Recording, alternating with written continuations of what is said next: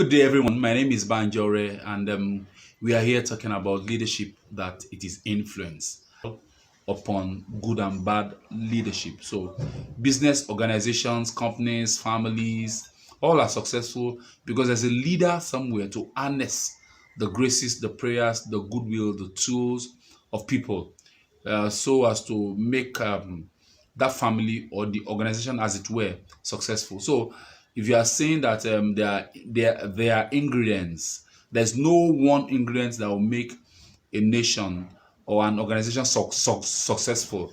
There are different variables that will make it successful. So a leader is somebody who will harness all these things so as to make it successful. Because nothing actually works well unless you work it out.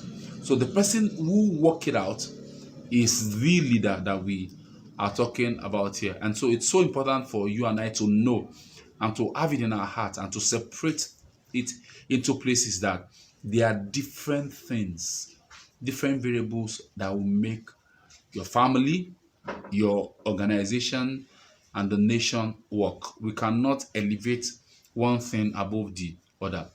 Education is important, security is important, infrastructural development is important, food is important, light is important, things like so. So a leader should be able to harness people who will be able to resolve these issues in a much more effective way. And so also in the family too, the education of the people in the family, of your children, it's important. What they wear, it's important. Their well-being is important. Love, emotions, and rest, it's important. So a father is also should be fathers should be good students of leadership because they should be able to transfer what they learn in the studies of leadership into their homes. One of the greatest leaders of all time still remains the man called Jesus because he didn't just arrive on the scene. His arrival was announced by prophets, and so he didn't just announce. He didn't just arrive. It was announced, and when he came, he didn't just start doing things. He had to go through a process. There's a process that has to do with leadership. You can't arrive in a day and just take up the reins of leadership that same day. I remember I was part of an organization where the chief executive left and somebody else was brought in. And the man was so wise because before he even sat down at all, he said, I can't sit on this place. Not because it's a seat, but because the person who sat there had done so many things. So he had to be prayed for, he had to say so many things and all that. So Jesus didn't just come and just came boom, and just started doing things. No. He even said that he came to fulfill the law, not to remove the law. So leaders are not effective leaders are not irrational beings. They are not irrational beings. We need other people. You need your predecessor. You need the person that you are standing in for. Everybody is important in the scheme of things. There's somebody who provided the base map, and there's somebody who will also provided you with direction of how you do things. So these are some of the things that Jesus did while he was alive. When he came, he learned and sat down to be trained. He sat down at the feet of teachers and at the feet of his dad and his mom. Number two, he also followed through with some protocols. It was baptized by John the Baptist. So if you are out there and you are thinking you don't need anybody for what you are doing, that's wrong. You need people. You all need people. It doesn't matter what sector you are in, what sphere you are in, whatever you do, you need people. You might not need people in the area of engineering for now because you don't want to build your house now, but you need people in the area of food supply, drug, medicine, your doctor, and all that. So a leader knows that all these things are important. So when it was time for Jesus to start his ministry, God singled him out. John the Baptist said, he said, and I paraphrase, he reasoned that this is the lamp that takes away the sin of the world. So there'll come a time like that in your life to when people will start seeing flashes in you. See, don't start jumping when you cannot crawl. Then don't force the arm of people to recognize you. There's no point trying to curry favor and trying to fish for compliments. Your time will come. When it comes, people will see that spark. People start noticing that in your life when that time comes. Then there's always a time of trials for every leader. Jesus had his own. By the devil, when he went to pray, the devil tempted him severely. There will be times when you are tempted as a leader. I mean, there will be times that you are tempted to live where you are. There will be times that you are tempted to murmur and to complain. So it's important that you know all these things and you just store this in your heart so that when that time comes, you would say that, okay, I have been warned and I've learned well. And he also chose his team well. Jesus prayerfully chose his team well. I mean, he prayed. So every leader should pray. You should know that prayer is something that you should not abstain from. The Bible says we should pray with all. It said pray every time. Pray without ceasing. Pray every time. And prayer is communication with God. Since God has created you, He is your manufacturer. So it's important that you pray so that you can be a successful leader. It's also important for us to know that the way Jesus chose his teams, he didn't choose the same set of people. So don't have a mold in your heart. Don't have a mold where if people do not fit this mold, you cannot work with them. I mean, those are the things that the Nazis did when they killed a lot of Jews in those days. You know, we read that they have this mold.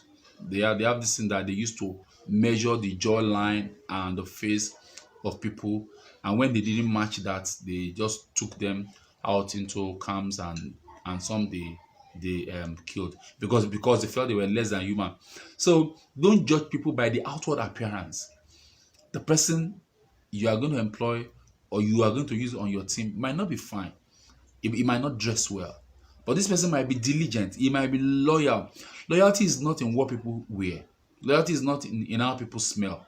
Loyalty is not in how people appear. Loyalty is not in the grammar. If you are thinking that people will be loyal to you because they are full of grammar, no. In fact, those people that are full of grammars are the ones that might be rebels. So Jesus chose his team carefully. He chose the tax collectors. He chose the doctor, the Luke. He chose fishermen. I mean, imagine him choosing a custom officer and a fisherman. Peter was just raw, a fisherman man, and Matthew was a tax collector. So imagine choosing people of that, of that grade. So don't have a mold in your heart. Prayerfully choose those that you would use. Then Jesus sidestepped where he was rejected. Don't take rejection from a quarters. Don't take rejection from a person as rejection in life. No. When you are rejected in a place, that doesn't mean life has rejected you. So you must learn that to be a leader in the contemporary times that we are now, you must be careful not to feel bad when people reject you. So also, Jesus was a great influencer. You must know that Jesus influenced so many people. Where he was rejected, he left them and went to other places because other places are open, other businesses are open, other things are open. So you must learn to be a leader who ideates, who thinks, even receiving ideas, sitting on it, brainstorming on it, working on it. So if Jesus did not do that, he wouldn't have thought of other areas. Even though he was rejected in Nazareth, he went to other regions, he went to other areas. So meaning that Jesus could think well, he could see far. And so that's why he was a great influencer. You will not be a great influencer if you are close in your mind. Don't have an aquarium mentality. Don't have that. So in contemporary time, a lot of what people do now is just jostling for power. We all jostle for power. Everybody wants to be this, wants to be that. We scramble for value to be added to us. It's wrong. Remember, this teaching, this training, we are doing it because we are Christians, and so we are doing it to confirm to what the Word of God says. We don't scramble, we don't jostle for power. No, we don't. We don't. You remember they asked Christ that, will you at this time restore the power back to Israel? Because they thought that Jesus just came, that he was a freedom fighter to come and fight. They didn't know he came to do something that is greater than that. So leadership is not a show and reflect or a flex of muscles. It's not you saying this is me, and if you don't accept me or my ideas, then I'll put you in my big black book. No, leadership is much more than that. Leadership is not dictating, it's not commanding, it's not imposing. Leaders don't impose, leaders don't dictate. We are not dictators. A dictator is different from a leader. Yes, you might say there are different types of leaders. You might say that there are leaders that dictate, there are leaders that are laissez-faire, there are leaders that are high impact in nature. So there are different kinds of leaders, but leaders don't dictate. A good and effective leader do not command or dictate. A leader is somebody that serves, is ready to serve people. Serve is a servant leader. It's important for us to know that leaders don't manipulate, leaders influence. And that's influence. Leaders don't manipulate. Manipulation is not of God. Manipulation is when you make somebody do something for a wrong intent, so as to profit your value, to add value to yourself, or to fill your pocket, or to line your pocket. So leaders don't manipulate, we influence. Leadership is responsibility to influence our constituency positively. Every leader must learn to influence his constituency in a positive. So given that our constituency is our sphere of influence, so a leader is an influencer that gets things done. Is an influencer that gets things done. So if you are influencing anywhere you are a leader. You are a leader. A musician can be a leader. An instrumentalist can be a leader. A politician can be a leader. But the issue is that, are we great leaders? Are we good leaders? So a leader is somebody who influences other people positively. You cannot change a city or make impact if you have no tool of influence. If you are saying you are an influencer but you have no tool, if you are not, you see, people don't reckon with those who don't have something to offer. A leader is somebody who has something to offer. Remember that we shared some time ago that there are about 6-7 qualities of being an effective leader. An effective leader is a visionary, a great communicator, is a people skills person. He has learned the art of social intelligence. A leader, a great leader is a competent person. Is competent. Is a person of great character. He has a service oriented mind about him, and is courageous. But be that as it may, a leader is somebody who is competent at doing what they are doing. So you cannot influence a city, let alone a community, if you are not competent at anything. So that is what you should note. So you cannot influence when you are not competent at anything, because people will be asking that, what do you want to do? What are you doing? What sector are you in? Are you in the media, entertainment, research, politics, medicine, business? What exactly are you doing? So you must be coming from a sphere of influence. People must be able to perceive you, that there's something you are bringing to the table. So now let's quickly discuss what influence is. Influence is the power to affect, power to control, and sometimes it's the power to manipulate someone or somebody to do something. So the ability to change the development of fluctuating things, conduct, thought, decisions. This is influence. Influence is an action exerted by a person on other people or on something. An influencer is a person or thing exerting such power on an action. So an influencer is somebody who exerts or wields actions over other people. For example, there are people who call social media evangelists. There are people who call social media influencers. You pay them, you give them a tweet about your business, they tweet it, and promptly 30,000 people sees that tweet in a week. I mean, what could be greater than that? You are doing something, you release a song, and you want 30,000 people to see it, you pay them. So being an influencer, it's a sweet thing. It's a sweet thing, and that is what leadership is about. But because we do things the godly way, an influencer should be a godly role model. Is a mentor, and so is a godly role model. Now, Matthew chapter 5, verse 14 says, "Don't be hidden, be seen, doing something worthwhile." He said, "Ye are the salt." I said, "Ye are the salt and the light of the earth." If you read in Matthew, so you must be known and you must be seen to do something worthwhile. So the work of influence need not to be dramatic, but calculative and effective. Now, for instance, now let's talk about you being an influencer, and let's compare you to salt. Salt is a sweetener, is a seasoner. Salt doesn't make noise.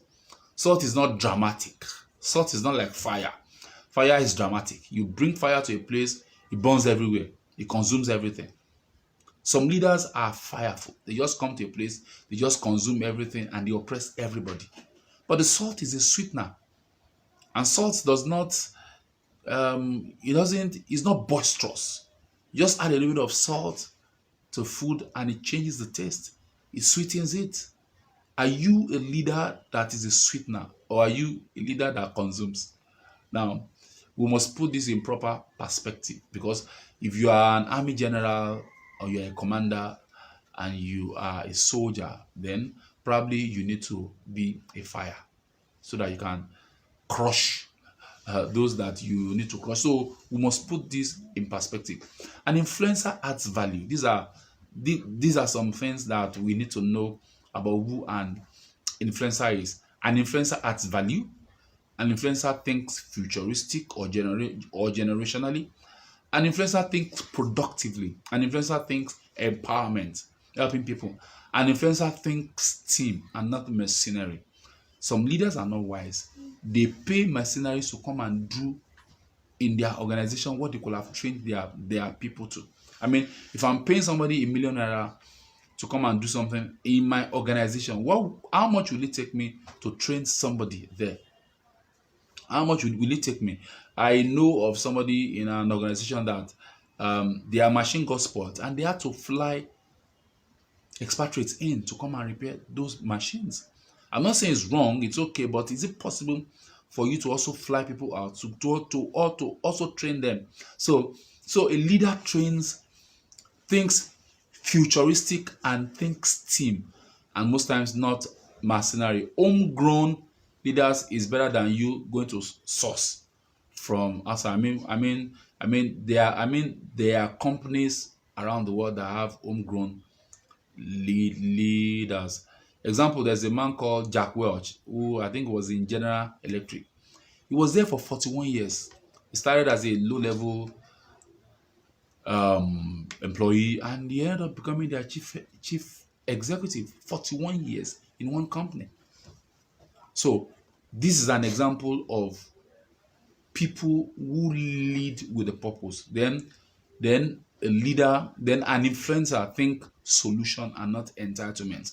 They are not concerned about the post. They are not concerned about. I mean, there are several companies around the world that people call themselves by first name, but traditional leaders will want you to put auntie, brother, egbon. I mean, they are concerned about you doing obeisance to them. They are concerned about that nomenclature that I'm your senior, I'm your this and that. All that can be good for a cultural environment.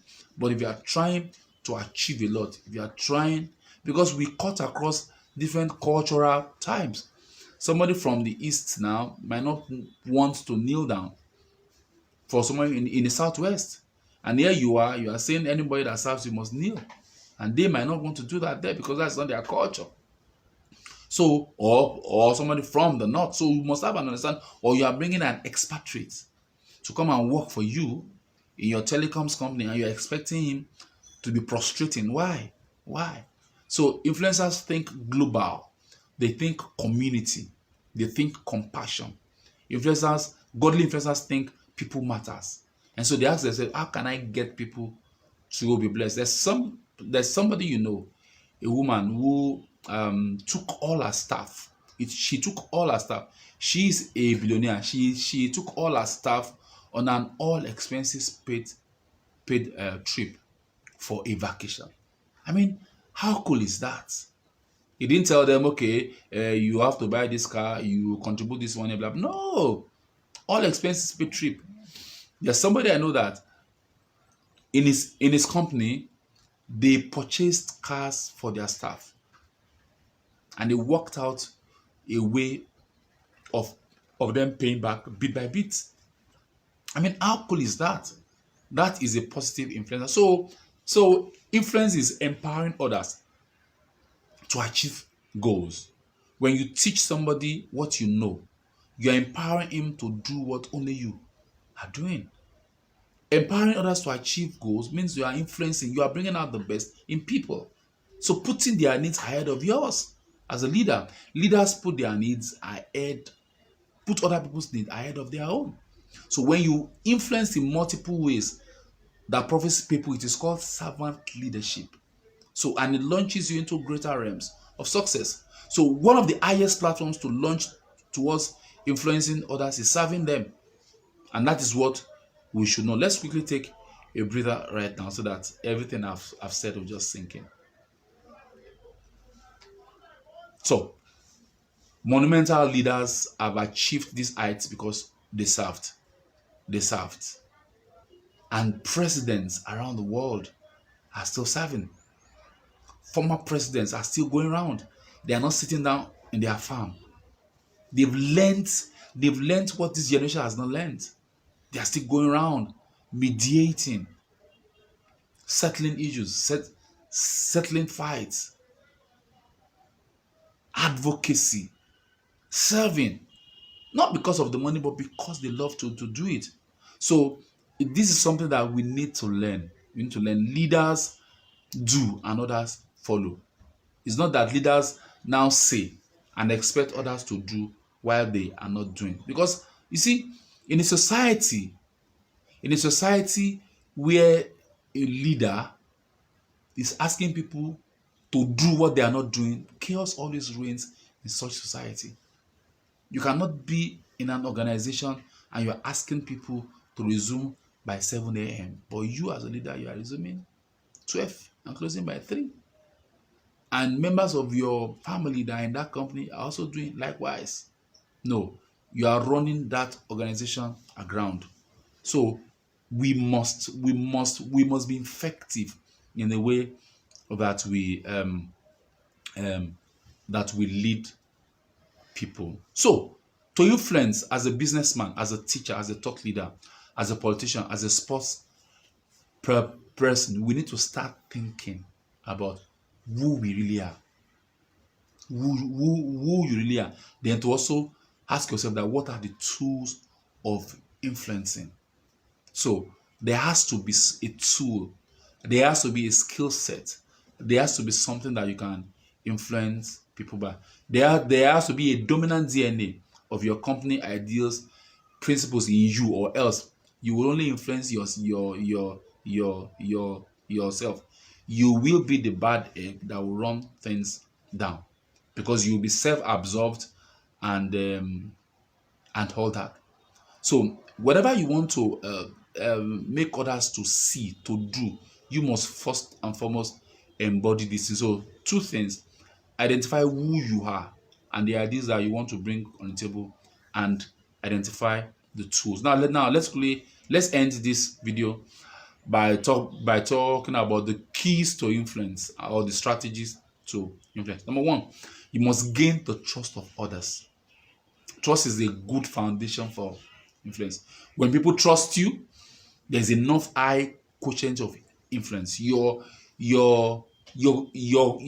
quotient of influence is high. I mean, that calibration is high when people trust you. I mean, you have moved into the, I think it's the according to John Maxwell, who has 5 levels of leadership. He has said the position, the relationship, the productive, the people developer, and last is the legacy. So when people can trust you, that means that you have moved from being just a positional leader to a relational leader, then to a leader that is productive. If you are productive, that means you are doing what you are asking others to do, and even doing more. Even doing more. So you must gain the trust of others. So trust can be a gift. You can gift people with your trust. Some people might not trust you, but you just gift them with it. And trust can also be earned. It can be earned. As you are doing all it takes for people to trust you, you must also let others know that they have to earn your trust. Because if I'm going to go out on a limb for you, because you're a leader does not mean you'll be reckless. If you are going to go out on a limb for people, you have to let them know that you have to trust them. And when they breach that trust, then you cannot go further with them again. These are things that we should note and know in leadership study. Number two, if you are going to influence people, you have to let go of your ego. Don't be egoistic. Top level leaders are egoless. And that doesn't mean you don't have worth, but you just have healthy ego. You have an understanding of who you are. And so saying who says good morning at first is not a big deal.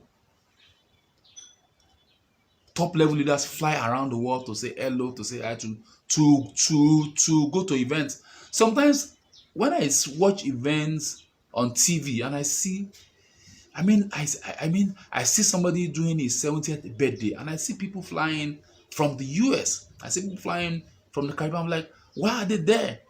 Because they understand that it's not about them, it's about those people. They talk in their ego, they talk in their billions. These are things we should understand.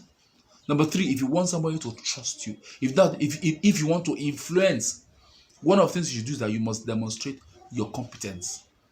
People naturally switch and adapt to your leadership when they know that you are better than them. So trust goes with competence. If they trust you but you are not competent, it holds no water. That I love you but you are unable to deliver competently is another issue entirely. So you employ somebody, probably your father's son or your father's uncle or your mother's sisters or your nephew or cousins. You employ the person in your place of work and the person is messing up. And you say, look, I'm going to sack you. I love you, but you're not doing this job well. So competence is different from love totally. That I love you does not mean you will now misbehave. Every leader should know that. So demonstrate knowledge, expertise in your particular field. You gain the trust of some people when you even demonstrate that you are competent at what you are doing. Competence builds confidence in you and in people. Are you guys here with me? When you are competent at what you are doing, it builds that confidence in your coach, in your parents, in your mentors, even in you. So it's important. Then number four, you must always inspire others to find their voice. If you are going to be a great leader, be a great influencer, you must inspire people to find their voice. Share platform. Give others platform. The things you are feeding on that is making you who you are, let them go for that cause too. You are the only one that has been traveling outside the country. Dubai, going to train, going to do that. You are the only one going for this course. You are going to Chicago to this course and all that. You did that for 10 years. Your subordinates have not enjoyed that. Why don't you say, this year I won't go? You and you, 3 of you. Why don't you go? Why don't you do this? Why don't you do that? And you do that, you influence people greatly. The Tony Elumelu Foundation. I don't know him personally, but that foundation is helping people to find their voice globally now. Entrepreneurs in Africa are now finding their voice because the guy keeps giving them facility loans and exposing them. Sometimes it's not about money. Sometimes some people are rich. What they just need is exposure. Exposure. John Maxwell is doing a good job by exposing people, taking people from Africa and bringing them to Florida and to train them. And there are leaders around. There are leaders. We have great leaders like that, like that around the world, who are exposing people. Be a leader that helps people to find their voice. Somebody who is a chief somewhere will not do that. In fact, most of the chiefs we have, quote and unquote, in traditional setting, they expect you to bring things. And from the story that we heard in the past, if your wife is even fine, the chief will send for your wife, and the chief will collect your wife. That is what people have experienced. That is kind of leadership that we grew up with, whereby the people that are supposed to lead the people are the ones milking the people. That's not good leadership. That's not influencing people rightly. A good leader should be able to liberate people and set them free. They are not caged birds. They are not caged eagles. They are eagles that are free to soar. All you need to do is just to instruct them. When all these I've explained happen, when you allow people, when you value people more than your work, then collaborations begin to happen. People start to see you as a collaborator. People engage interactively. Productivity is multiplied. When 7 people are doing your work, productivity is multiplied. But when you are doing the work of some people, then productivity is hampered. This is influence when productivity is multiplied. When people are enameled to become more and more and further. When you enamel people and you empower them and you strengthen them to become more and more and more, the nation is empowered. So think big for others, even bigger than themselves. When you think big for them and you push them and you provide a platform for them, when you truly connect with people, when you invest in the success of others, when you extend honor to others, then you are the kind of leader that God is looking for. So it is godly to treat people well. Influence is the name of the game. Leadership is responsibility. It is influence. It is service. When you lead people well, when you serve people well, when you help people to become the best of who they should become, then you are touching God's heart. God bless you.